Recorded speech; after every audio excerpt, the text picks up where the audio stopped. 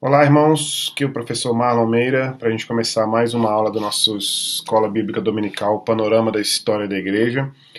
A gente vai hoje para a nossa aula 13, que equivale ao capítulo, na verdade, aos capítulos 10 e 11 do nosso material Panorama da História da Igreja. Hoje a gente fala da Igreja e as missões modernas. E a gente faz, isso aqui é a sequência da aula anterior, que era o Iluminismo e o Liberalismo Teológico, né? Essa aula aqui, Igreja, Iluminismo e Liberalismo Teológico, aula passada, certo? A aula do domingo passado. Hoje, dia 31 de maio, então a gente está seguindo aí nessa nossa sequência para quase concluir já o nosso material, tá certo? Vamos conversar com Deus, vamos pedir a orientação do Senhor nesse momento para essa nossa aula. Senhor Deus, amado Pai que está nos céus, nós te louvamos e te agradecemos porque estamos mais uma vez gravando e disponibilizando uma aula da Escola Bíblica Dominical. Eu te peço que o Senhor continue abençoando a nossa igreja, os nossos líderes, a fim de que a gente seja usado pelo Senhor para encaminhar essas aulas para o nosso site, para o nosso canal, a fim de que os nossos irmãos e as demais pessoas sejam abençoadas com essas aulas. Obrigado porque o Senhor tem abençoado a nossa igreja nesse tempo, e eu te peço que o Senhor continue nos abençoando, nos dando sabedoria, Pai. Em nome de Jesus, amém. Muito bem, então a gente tem hoje a igreja e as missões modernas, e também o número 12, que é semelhante, né? O tema, na verdade, é muito próximo, né? A igreja e os reavivamentos na América do Norte. Então a gente segue aí, portanto, com a 11 já agora. Bom, esse é um período, o período que a gente vai tratar aqui é o período do século XVIII e XIX, né, os séculos de os 1700 e os 1800. Né? E é um período onde a gente encontra as raízes do movimento moderno de missões. Uma contextualização breve é que, apesar de missões parecer para nós hoje algo fundamental, essencial, talvez prioritário na condução dos nossos ministérios, na obediência ao Senhor e na obediência às Escrituras, nem sempre foi assim na história da igreja. Né? A gente percebe, por exemplo, que no período ali, por exemplo, da Guerra dos 30 Anos, no período de consolidação da Reforma Protestante, havia uma necessidade diferente, uma demanda diferente, uma prioridade talvez diferente, que era a manutenção, né, daquilo que os reformadores estavam convencidos, né, ou seja, as mudanças, né, as tentativas de reforma mesmo, e eventualmente a organização da saída, né? Porque num determinado momento a reforma foi interna, a intenção da reforma era que fosse uma reforma, aliás, o próprio nome é bem sugestivo, né? A intenção era uma reforma e não uma ruptura, um rompimento, né?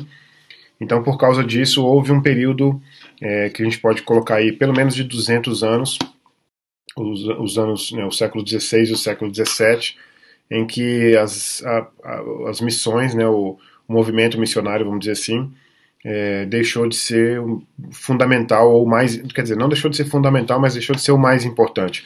Uma coisa importante de se lembrar sobre nós, seres humanos, né, é que nós somos presos ao tempo, né? E a gente só pode fazer aquilo que está dentro da nossa capacidade de tempo, né? E isso não era exatamente a prioridade naquele período, não que não fosse importante ou não que tivesse sido negligenciado, mas por causa de uma força do próprio momento, né, e do tempo e da ausência de tempo, isso acabou não sendo encaminhado pela igreja. Um outro momento também da história da igreja anterior a esse, que eu vou usar entre aspas, né, a expressão abandona as missões, é a Idade Média, né? Apesar de que o período inicial da Idade Média é um período que tem o evangelismo à Germânia, por exemplo, a gente viu isso com o Gregório o Grande, né, ali por volta de 590, no final do século VII, no final do século VI, né? Portanto, esses são dois momentos na história da igreja em que as missões são relativamente deixadas de lado, né? Cada situação por sua razão específica. Mas, de qualquer forma, esse é um momento que, nos séculos XVIII e XIX, XVIII mais especificamente, né, que é um momento das raízes do movimento moderno de missões, né? É importante lembrar que essa palavra moderno aqui ela tem mais a ver com o período, né, cronologicamente falando, do que com a expressão moderno no sentido de inovador ou de novo, né, que a gente ainda usa hoje em dia. Né? Então a expressão aqui tem uma conotação diferente. Bom, a gente tem duas situações não necessariamente ligadas à história da igreja, mas que tem uma ligação, é claro, uma ligação indireta.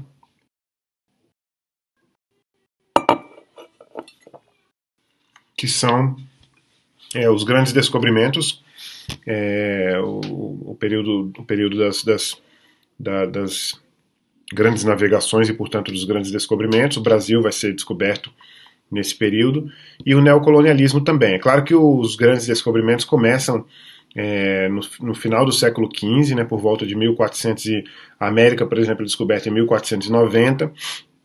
O Brasil vai ser descoberto também no final do século XV e ali em 1500 exatamente. O Pedro Álvares Cabral chega ao Brasil e dá como oficializado o descobrimento do Brasil. E o neocolonialismo vai começar no século XVII, no século XVIII, século XIX.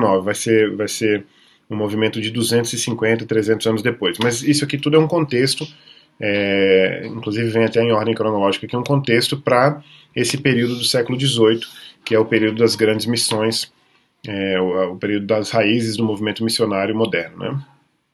Então são esses as duas contextualizações, vamos dizer assim, né? Os grandes descobrimentos e o neocolonialismo. Talvez a gente pudesse usar uma expressão para o primeiro como colonialismo e o segundo como neocolonialismo. A diferença entre um e outro é que o primeiro tem um viés territorial, político, econômico, social completo, na verdade. Né? O Brasil, por exemplo, ou aquilo que a gente passou a chamar de Brasil, né, a partir de 1822, com a independência, mas que a gente podia chamar de América Portuguesa, assim como havia América Espanhola, assim como havia América Francesa, América Holandesa, América Inglesa. Aquilo que a gente chama de América Portuguesa é o colonialismo, né? Ou seja, Portugal como metrópole dominando todos os setores né, de tudo que acontecia na colônia, né? E isso seria uma brevíssima definição do que é colonialismo.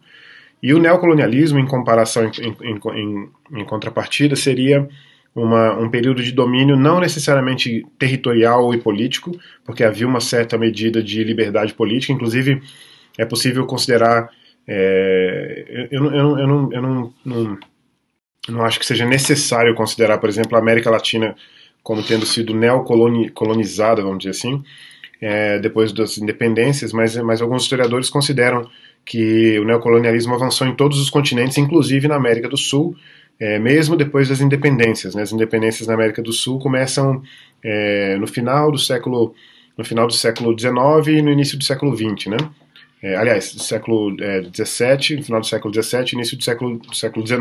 Desculpa. No final do século XVIII e início do século XIX. O Brasil, por exemplo, vai se tornar independente no início do século XIX, ou seja, 1822.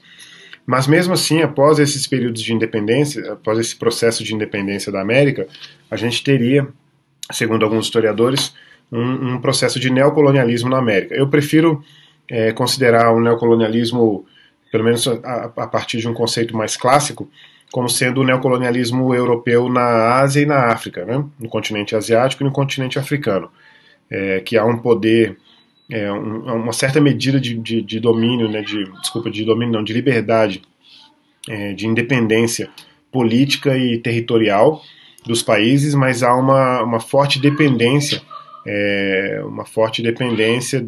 dos países europeus em termos econômicos no mínimo, né? Culturais e econômicos. Então essa seria, grosso modo, a diferença entre grandes descobrimentos, ou seja, colonialismo e depois neocolonialismo. Nesse contexto, então, esses são dois capítulos em que a gente fala muito sobre personalidades, né? E a primeira personalidade que nos aparece aqui é William Carey, que nasce em 1761, final do século XVIII, e, portanto, ele é considerado o pai das missões modernas, né? Esse período, e a partir do William Carey, é que a gente tem o início, vamos dizer assim, das juntas missionárias para a África e para a Ásia, né? Para o continente africano e para o continente asiático. Agora, é importante também que as missões na Índia, realizadas pelo William Carey, deixam para nós um modelo, vamos dizer assim, claro que com alterações, né? Alterações de demanda tanto temporal quanto geográfica, mas um modelo para as missões modernas. É importante porque todos esses aspectos que estão aqui têm uma característica no nosso modelo atual, né? Como eu disse, com as mudanças, né, importantes para o nosso período e para o nosso contexto, mas a gente tem todos esses aspectos. Ó. Por exemplo, o missionário financiado ou as missões financiadas por ofertas das igrejas ou de indivíduos, né? Ofertas individuais ou ofertas nas igrejas, né? As igrejas sustentando os missionários, né? Os relatórios frequentes para as igrejas, o que dava o que aumentava muito o interesse por missões dentro das próprias igrejas, a questão do envio do missionário, né? Então, a gente sabendo o que está acontecendo no campo missionário dá para nós um interesse maior para as missões, né?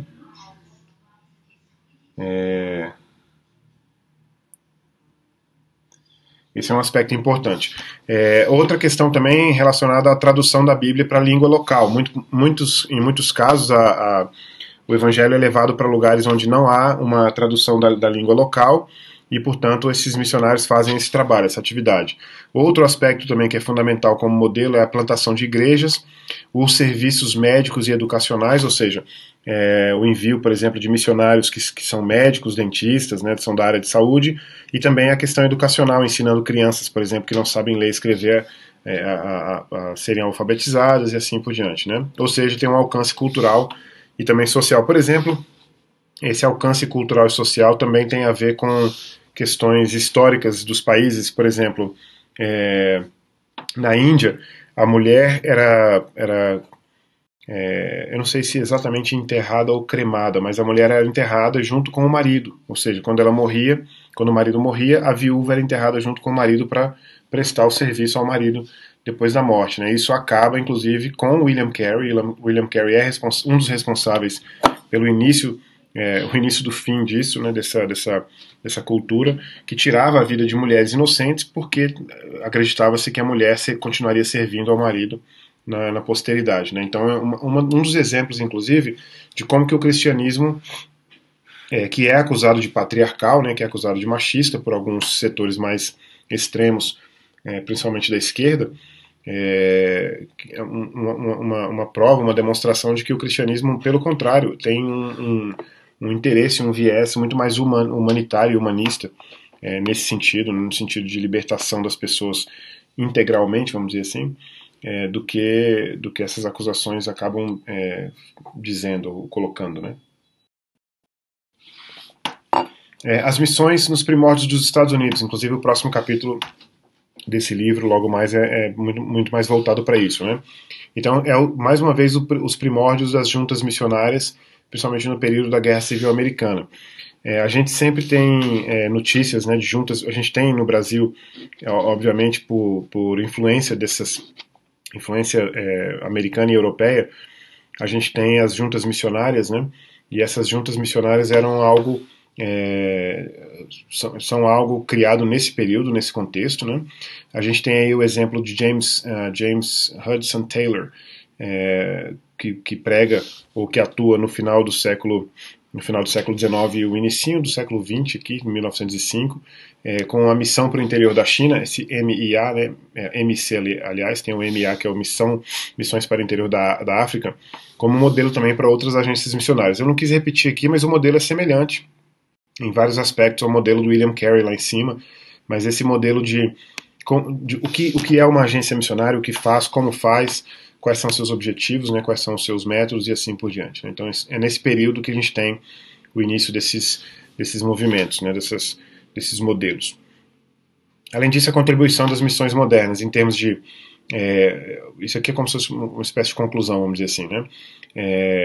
Quais são os benefícios, uma lista de benefícios ou de mudanças que são contribuições das missões modernas. Então a gente tem o aspecto de que todas, eu coloco todas aqui entre aspas, porque eu não conheço os dados de maneira precisa para dizer, mas a gente poderia dizer que a maioria das etnias, raças e grupos linguísticos passaram a receber ou receberam notícia do Evangelho, né, ou seja, notícia da salvação, o Evangelho em si.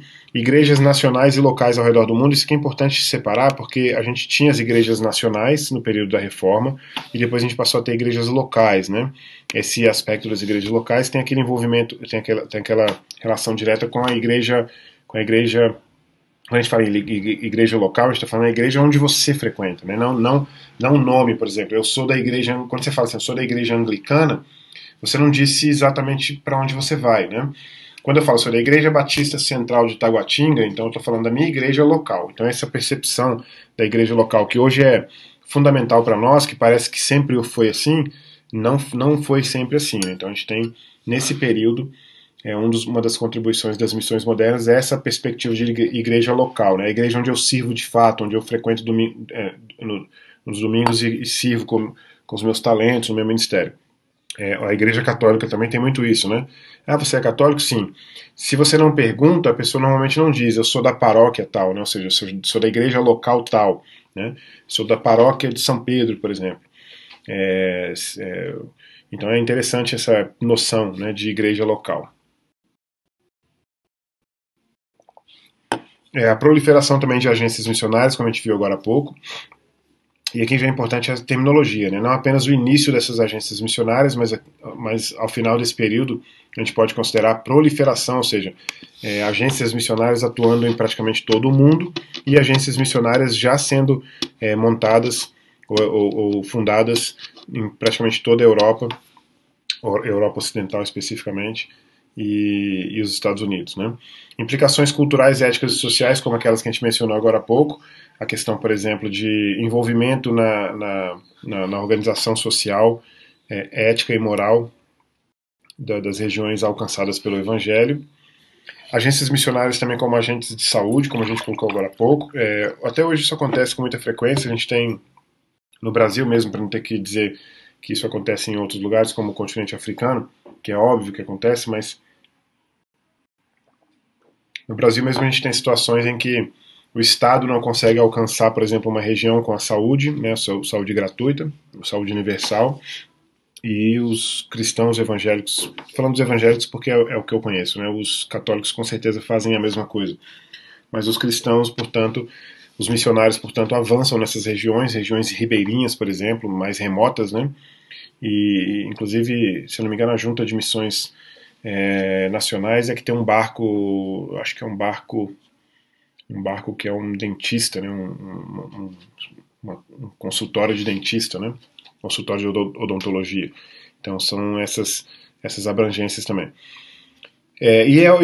Obviamente a tradução da Bíblia para diversas línguas. Já a partir do Wycliffe, lá no século XIV, a gente já tem essa perspectiva da tradução da Bíblia para todos os idiomas para onde vão os missionários, né? Então uma coisa fundamental nas missões modernas e isso já é um resultado, um fruto da reforma protestante, é essa percepção do sacerdócio universal do homem, né? O sacerdócio individual, né? Você é o sacerdote, é você que se relaciona diretamente com Deus, né? Então, mas para isso você precisa se relacionar também com a sua palavra, você precisa conhecer o que ele diz, o que ele fala, e portanto você precisa ler a Bíblia. Obviamente que é importante que você leia a Bíblia na sua língua materna. Eu me lembro que uma vez eu estava numa conversa com um missionário da nossa igreja e levantou-se uma questão assim, não seria mais fácil ensinar, por exemplo, a gente estava falando sobre a dificuldade da tradução da Bíblia para alguns idiomas, né? A gente às vezes pode pensar que a tradução de um livro pode levar um mês, se você tiver um esforço em conjunto, né, de vários tradutores, mas a dificuldade de traduzir a Bíblia parecia muito maior. E a discussão girava em torno disso, né? Por que a tradução da Bíblia parece ser mais difícil do que de outros textos quaisquer, né? Até porque existem alguns idiomas, algumas línguas que não têm textos, não têm sinais escritos, né? Então, às vezes a Bíblia é colocada em áudio, né? Mas a pergunta que surgiu ali foi: não seria mais fácil ensinar em inglês para algumas pessoas dessas, para essas pessoas, para que elas lessem em inglês, e obviamente a resposta foi negativa, né? Foi claro que não, sempre é melhor, sempre tem um efeito melhor você aprender a Bíblia na sua própria língua, né? A gente tem falado muito sobre essa questão da diferença de língua, principalmente grego e latim, no nosso curso de História do Pensamento Cristão, né? E essa questão da língua, portanto, é um resultado, um efeito, uma contribuição das missões modernas, né? Bom, a gente segue então, a gente vai então na sequência para o próximo capítulo do livro, que é a Igreja e os Reavivamentos da América do Norte. Aqui a gente tem uma situação, uma questão importante, que é, assim, isso para nós brasileiros é de certa forma um pouco distante, porque isso aqui tem a ver com a história dos Estados Unidos. Aliás, alguns historiadores dizem que que é possível contar a história dos Estados Unidos contando a história dos reavivamentos na América do Norte, né? Ou seja, dos reavivamentos espirituais que aconteceram na história dos Estados Unidos, né? Você pode ver aqui pelas datas, ó, a gente começa com o primeiro grande despertamento no início do século XVIII, 1720, né, e vai até o Billy Graham aqui, ó, que Billy Graham deixou a última, deixa eu só achar aqui o Billy Graham, que é a última cruzada, ou enfim, o último trabalho evangelístico do Billy Graham foi em 2005, né, então, ou seja, você tem aí 300 anos, né, 300 anos vou colocar aqui em cima, 300 anos de quase 300 anos de história de reavivamentos, ou seja, você poderia, como eu disse, praticamente contar a história dos Estados Unidos com a história dos grandes despertamentos ou reavivamentos, né? Mas eu coloquei também alguns nomes aqui que a gente conhece e outros que nem tanto, né? Mas, por exemplo, eu coloquei aqui o nome do Jonathan Edwards. Jonathan Edwards tem um sermão famoso chamado Pecadores nas Mãos de um Deus Irado. Você encontra esse sermão facilmente na internet, em português inclusive, para você ler. É um sermão que influenciou em muito os movimentos reavivamentistas nos Estados Unidos. Inclusive, nesse caso aqui, é o primeiro, né? O George Whitefield, apesar do nome dele ser White aqui, mas a pronúncia realmente é Whitefield. Eu descobri essa pronúncia numa aula alguns anos atrás e sempre que eu confirmo, realmente é Whitefield. George Whitefield, na verdade, o George Whitefield junto com o John Wesley são os dois fundadores do metodismo. Para ser bem sincero, para ser bem sincero e mais preciso, o George Whitefield é que é o fundador, inclusive ele deixa o movimento metodista por causa de uma controvérsia teológica com o John Wesley. O John Wesley era arminiano, ou seja, acreditava no livre-arbítrio, né? E o George Whitefield, um calvinista convicto da predestinação, né? Então, por causa de não chegou a ser uma desavença, mas um desentendimento, um desacordo, vamos dizer assim, um desacordo teológico, os dois se separam e o John Wesley vai, portanto, dar sequência ao desenvolvimento do metodismo e por causa disso, inclusive, por outras razões também, ele acaba sendo considerado de maneira não exatamente muito precisa o fundador do metodismo, né? Mas na verdade o fundador do metodismo, ironicamente, é um calvinista. E o mais interessante é que esse movimento, assim como outros durante a história, o próprio nome reformadores ou reforma protestante, são movimentos, né? O metodismo são movimentos que recebem os seus nomes de detratores do movimento, ou seja, de pessoas contrárias aos movimentos, né? E acabam assumindo esse nome, porque quando o nome é dado por um inimigo, geralmente ele é dado de forma exagerada. E a pessoa que está sendo acusada assume essa terminologia exatamente porque acredita no exagero mesmo, né? E o exagero inclusive, um ponto focal, né? Importante. Então, os metodistas, os reformadores e assim por diante, né?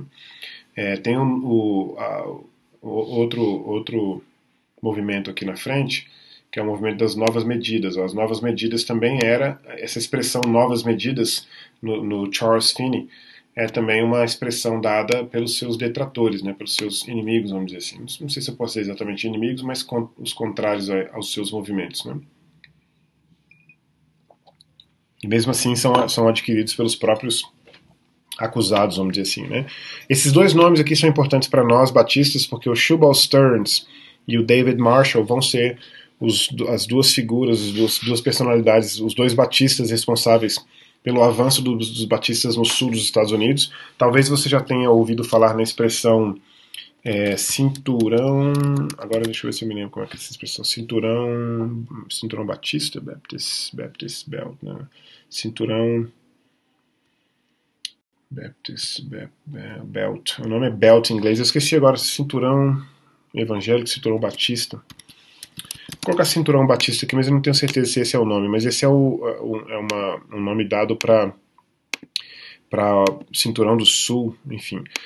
A região sul dos Estados Unidos é considerada uma região historicamente conservadora e batista. E uma das razões é exatamente dessa vanguarda aqui do Shubal Stearns e do David Marshall no século XVIII, avançando com os batistas no sul dos Estados Unidos, né? A controvérsia entre presbiterianos e congregacionais deixa espaço para o avanço dos batistas e dos metodistas, e isso é algo de liderança no primeiro grande despertamento, e vai ser também no segundo, como você vai ver aqui na frente, ó. Liderança dos batistas e metodistas, deixando para trás congregacionistas, presbiterianos e anglicanos, né? Ou seja, é algo interessante na história dos Estados Unidos e na história dos grandes despertamentos americanos, né?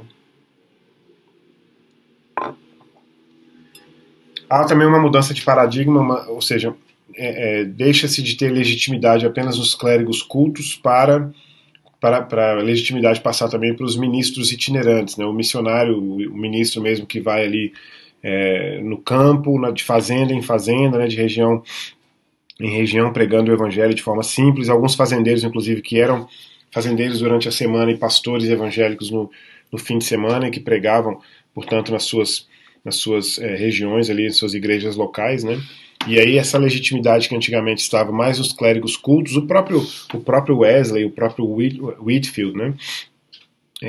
São personalidades dessa linhagem, vamos dizer assim, de clérigos cultos, mas que o ministro itinerante passa também a ter importância, se não igual, pelo menos, se não igual, eu diria, se não maior, pelo menos igual, né? O segundo grande despertamento vai de cerca de 1790 a 1810, essas 2 décadas, e ela é uma resposta a, entre outras coisas, um avanço do deísmo. Os Estados Unidos havia acabado de se tornar independente em 1776, né?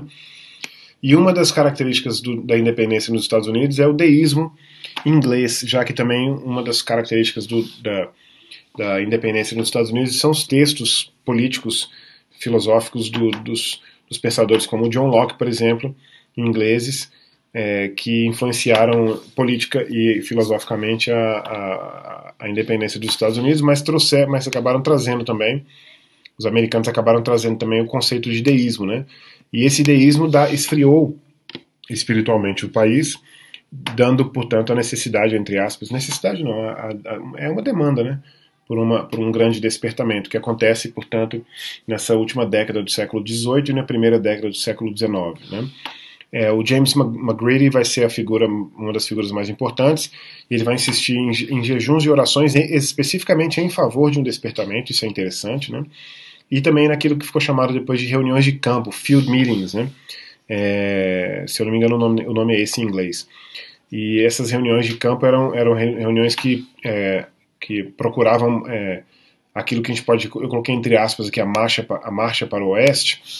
Existe um conceito na história dos Estados Unidos da marcha para o oeste, mas uma marcha demográfica, uma marcha exploratória, uma marcha né, de consolidação do território americano para o oeste, né, já que se você colocasse aqui, você coloca aqui aqui é claro que é uma tentativa de colocar aqui o mapa dos Estados Unidos. Você tem aqui o Oceano Pacífico do lado de cá, tem o Oceano Pacífico do lado de cá, né, ou seja, aí você tem o lado ocidental do lado de cá, com o Oceano Atlântico do lado direito aqui. Obviamente esse aqui é o lado leste, né?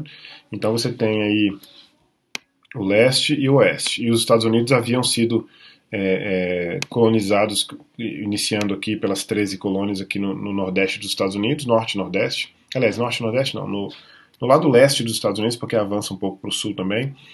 Mas, de qualquer forma, o importante é lembrar que aqui existe uma cordilheira chamada Apalache, né, os Montes Apalache, Appalachian, e a colonização para o lado oeste, portanto, se tornava muito difícil. Mas a partir de um determinado momento, essa marcha para o oeste começa a acontecer, mas é uma marcha política, né, territorial e tal, não uma marcha evangelística. E ela começa a acontecer também a partir do McGrady, o que eu chamei aqui de evangelismo e a marcha para o oeste, né? Ou seja, um avanço do evangelismo também para o oeste, né? Mas no lado leste, os movimentos universitários eram os mais fortes, inclusive porque, como os Estados Unidos foram colonizados inicialmente aqui pelo leste, era nessa região aqui que começaram as primeiras universidades nos Estados Unidos, né? Então era exatamente por causa desse fenômeno que a gente teria aqui o lado leste como sendo o lado mais universitário nesse movimento do McGrady, né? Nesse movimento do segundo grande despertamento. Agora, vamos lembrar também que a gente já está aqui no final do século XVIII, e essas universidades elas começam no século XVIII, no início do século XVIII, segunda metade do século XVIII, e obviamente menos delas, quase nenhuma, do lado ocidental aqui, né? A liderança dos batistas e metodistas, como eu falei agora há pouco, deixando para trás os congregacionistas e os presbiterianos e os anglicanos, né? Eu não quero entrar no mérito aqui de motivação para evangelismo, mas como os presbiterianos são, em sua grande maioria, se não total, são totalmente, se não totalmente, pelo menos em sua grande maioria, são calvinistas, então eu não me lembro de ter ouvido falar até hoje nenhum presbiteriano que não fosse calvinista. Bom, individualmente talvez haja, mas assim como há batistas que são reformados, né, que são calvinistas, né? Aliás, até aqui em Brasília tem uma igreja batista reformada. Mas o que eu quero dizer com isso é que a motivação, o fator livre-arbítrio sempre é um fator importante na motivação para o evangelismo, né? Não que seja único, mas é um fator importante, né? Então, por isso que uma das razões dos batistas e dos metodistas que são arminianos nesse sentido é uma motivação a mais para o evangelismo, né?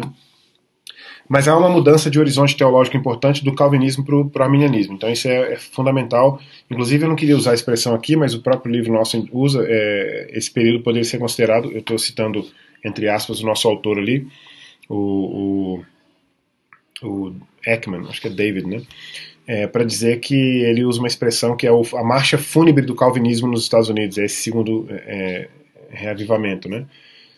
Bom, é claro que marcha fúnebre seria para a morte, né? Não houve a morte, obviamente, do movimento calvinista nos Estados Unidos, mas a expressão também indica uma grande diminuição de importância e uma mudança de horizonte teológico, mudança de horizonte teológico porque os puritanos que chegaram nos Estados Unidos no início da colonização, no início do século XVII, 1620 em diante, eles eram eminentemente calvinistas, né? Então é por isso que há essa mudança de horizonte teológico, né? Charles Grandison Finney, 1792, portanto vai pregar em todo o século XIX, os anos de 1800 em diante, 1800 e talvez 10 em diante. Praticamente todas essas personalidades começam a pregar muito jovens. Uma ênfase no livre-arbítrio, como a gente tem visto, e aquilo que a gente falou agora há pouco dos novos métodos evangelistas, que eram chamados de as novas medidas, né? Havia também uma preocupação, um perfeccionismo com relação à santidade. A gente passa, portanto, para o reavivamento da oração dos leigos. Aqui é um contexto um pouco mais específico, mas com grande abrangência, chega inclusive até a Europa e a Austrália. É um movimento que começa com orações leigas. A palavra leigo aqui significa que não é do clero, né? É uma expressão que é pouco usada no meio evangélico, mais usada no meio católico, talvez. Mas a palavra o leigo é a pessoa que vai à igreja, que não tem nenhum posto de liderança, vamos dizer assim, na igreja, né? O clero é o pastor, o diácono, né? Enfim. Então, assim, a diferença entre o clero e o laicato, né? E os leigos, portanto, começaram um movimento de oração nesse ano, especificamente de 1858, e na cidade de Nova York começaram com reuniões ao meio-dia que quando avançou para Chicago, por exemplo, chegou a ter 1.000, 2.000 pessoas numa reunião só ao meio-dia, né? E esse movimento, esse reavivamento é um contexto para o Moody, para o Dwight Lyman Moody, que a gente vai ver logo mais. Aqui tinha então um número 1 aqui. 1 e parênteses, se eu estou errado aqui. Devia ser parêntese e o número 1. 1837. Os errinhos aqui que vão acontecendo, né? E também o Exército da Salvação, o Salvation Army, que é o famoso Exército da Salvação americano, né? Então, no Dwight Moody, a gente tem as campanhas evangelísticas pelos Estados Unidos e pela Inglaterra, e quando ele volta da Inglaterra, ele volta com fama suficiente para fazer grandes cruzadas evangelísticas, grandes campanhas evangelísticas nos Estados Unidos. E como ele era um comerciante que usava na sua metodologia evangelística, ele usava métodos de venda de produtos, né, e tinha sucesso nas duas coisas, ele acabava, portanto, sendo uma espécie de voz da classe média americana, no sentido de que a classe média americana é a classe de comerciantes, né, a classe de pequenos industriais, e como esses comerciantes e pequenos industriais usavam essa linguagem, né, convincente da venda, acabavam se encontrando, por exemplo, nas mensagens do Dwight Moody, né? E, portanto, a gente pode considerar aí o Dwight Moody como sendo uma voz, vamos dizer assim, da classe média americana. O Billy Sunday tem as cruzadas do Billy Sunday, a influência direta, uma coisa importante é a influência direta na emenda de proibição do álcool no início do século XX. Inclusive ontem mesmo a gente estava assistindo a um episódio aqui do Tintin, aquele desenho, né, dos anos 80, se eu não me engano, 80, aquele que investigava o Tintin e o Milou, né? E um episódio eles estão em Chicago e ele o Tintin vai investigar os mafiosos de Chicago e tal. Então tá ali no contexto, né, do início do século XX, né, década de 20, 30, quando há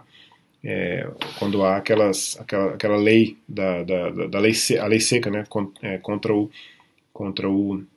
consumo e a venda de álcool, e o Billy Sunday é influente nessa emenda porque ele lutava contra esse comércio livre, vamos dizer assim, de álcool, né? Não comércio livre em geral, mas de álcool.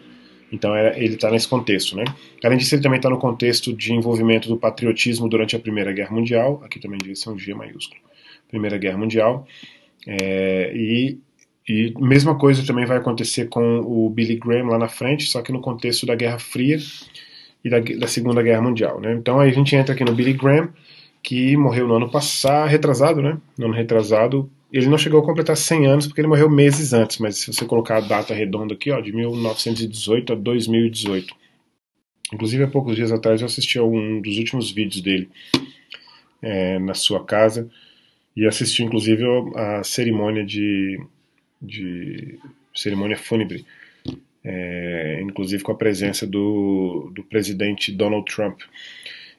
Claro que o Billy Graham a gente tem um conhecimento mais próximo, a gente viu o Billy Graham pregar pelo menos na televisão, nos vídeos, né? Porque ele é contemporâneo nosso, de certa forma, né? Apesar de ele ter nascido lá em 1918,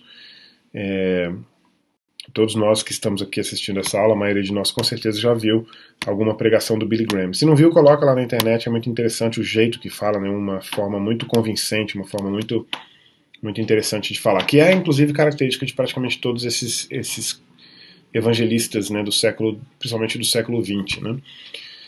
Mas enfim, no Billy Graham a gente colocou aqui as cruzadas, que eram importantes. O Billy Graham chegou a pregar, por exemplo, fazer cruzadas, por exemplo, na China, na Coreia do Norte, países comunistas. Ele tinha uma aversão ao comunismo e, na verdade, era importante porque ele foi amigo de presidentes americanos no período da Guerra Fria, e obviamente foi conselheiro deles em relação ao patriotismo e à aversão ao comunismo, né? Ou seja, o Billy Graham foi uma figura importante, de repente daria até um estudo aí, a atuação e a influência do Billy Graham no período da Guerra Fria, né? Então esses aí foram, portanto, essas foram as personalidades que a gente olhou e os acontecimentos mais específicos, né? Mais importantes daquilo que a gente chama de daquilo que a gente chamou de igreja, a igreja e os reavivamentos na América do Norte, e não apenas isso, mas também a igreja e as missões modernas também, tá certo? Ficamos aí, portanto, nessa aula. No próximo encontro, no próximo domingo, a gente vai ter a igreja e a modernidade, que é o período especificamente contemporâneo a nós, né? Se bem que o Billy Graham já entra ali no nosso período, mas a gente vai ter, portanto, a igreja e a modernidade, certo? Então vamos encerrar com uma oração. Pai, nós te louvamos e te agradecemos por esse tempo que tivemos aqui agora de aula. Te agradeço porque o Senhor nos separou para conhecer os movimentos de missões, os movimentos modernos de missões e os reavivamentos nos Estados Unidos. Nós te pedimos que o Senhor nos dê sabedoria, Senhor, para seguirmos os modelos, Pai, dos reavivamentos, para que nós busquemos orar, jejuar, que nós busquemos um despertamento mesmo, aprendendo inclusive com essas pessoas que o Senhor separou para conduzir esses movimentos de despertamento nos Estados Unidos, por exemplo. Te agradecemos pelo que nós temos aprendido e te pedimos em nome de Jesus que o Senhor nos dê sabedoria, Pai. É a nossa oração em nome de Jesus. Amém. Muito bem, pessoal. Muito obrigado. Então, e até, portanto, a próxima aula, a Igreja e a Modernidade.